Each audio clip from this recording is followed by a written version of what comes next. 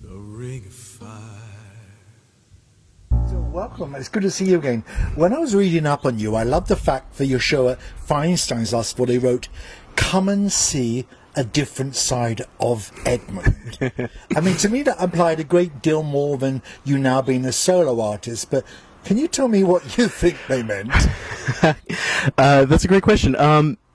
You know, I think Well-Strung, we've been together for 9 years, and that's not to say that I think what we do is pat or, you know, we just keep reusing the same gimmick or anything like that at this point. But after 9 years, I think we kind of know what music suits the four of us best and kind of what our individual roles are in the group, not even just musically, just like what personality you're bringing to the stage.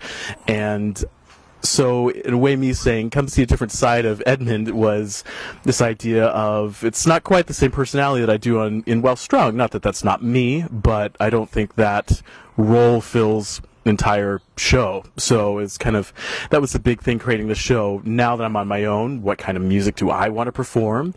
You know, Well-Strung, our thing is mashing up pop music with classical music. And while I do play some classical music and I do perform some pop music, I don't do the mashup thing. That's Well-Strung's thing. And so it was an opportunity to be like, what types of music does Well-Strung not do that I really like? So I get to do some jazz, I do a lot of Broadway, I've got some original material of my own, and yeah, I would say it's a different side of me, and I'm also like singing a little bit differently too. So all those factors. So you've jumped into my second question, which was, you're back in P-Town, under the stars at the Crown Anchor, and your show is called He Plays Violin.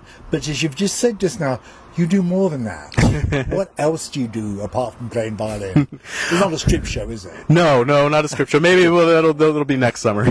We'll see. But people should know that you have a great voice, and you've just recorded one of my favourite Sondheim tracks, No One Is Alone. Am I correct in remembering that one year that when Patti LuPone was here, you sang with her because you were in Sweeney Todd together? That's right. I did not do it with Patti LuPone. I actually did it with Judy Kay, another wonderful performer. But yes, Sondheim was a big part of my theater musical history, so I had to include some Sondheim in my show because, A, his music is great, and also it's personal to me. So let's check out that new video now. Mother cannot guide you, now you're on your own. Only me beside you, still you're not alone. No one is alone, truly no one is alone. Sometimes people leave you halfway through the wood. Others may deceive you, you decide what's good. You decide alone, but no one is alone. Thank you. So you were part of Well-Strung for some very successful years. Do you think you will ever perform with them again anytime in the future? Absolutely. We had dates this spring and summer that obviously, you know, went by the wayside because of COVID, but absolutely. Now I think, you know, like me performing here in P-Town, that kind of bubbled up and just the right circumstances came together. You know, the same thing could happen for Well-Strung, but safely at this point, I don't think we will perform until 2021. Yeah. You've done a great deal of Broadway in your past. Is that an option as well as your solo career now? I'd certainly be open to it, of course. As we know, Broadway, like all these industries, is, you know, going through a shuffle what to do with COVID.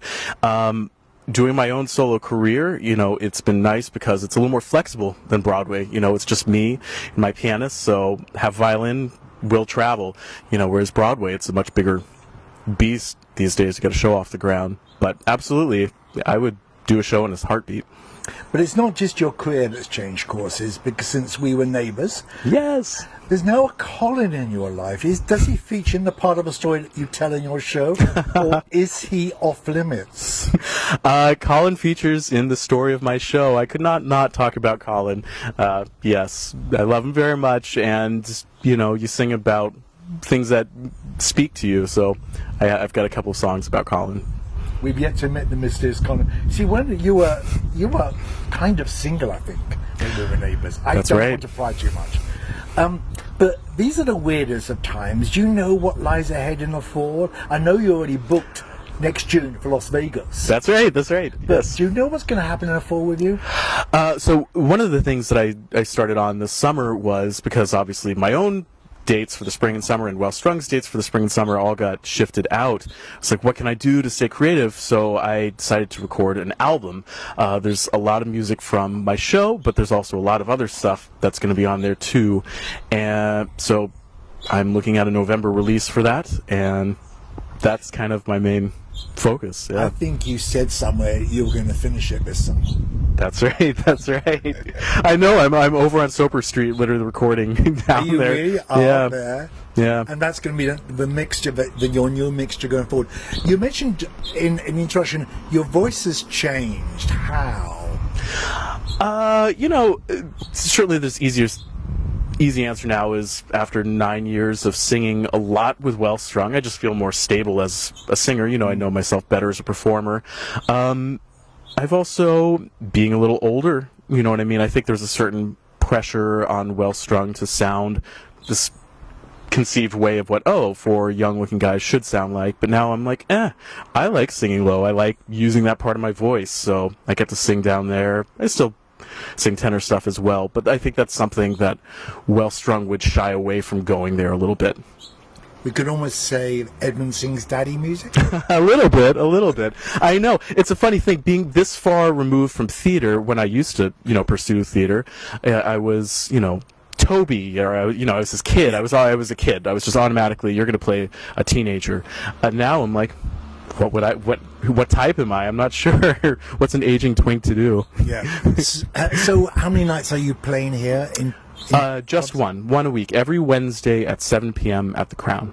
Now, if you're watching this, you should know that because of COVID, it's limited seating. There's only about 50 seats. That's right. So don't cry. Go and book the tickets now. You're here until September? Second. Second is my last show. Okay, thanks for talking to us, and good luck with your new career. Thank you. And good luck with Colin. Oh, thank you, Maybe Roger. we'll come to the show just to hear about him. Yes, please. I'd love to see you. Just remember, someone is on your side, someone else is not. While we're seeing our side, maybe we forgot they are not alone. No one is alone. Hard to see the light now. Just don't let it go. Things will come out right now. We can make it so. Someone is on your side. No one is alone.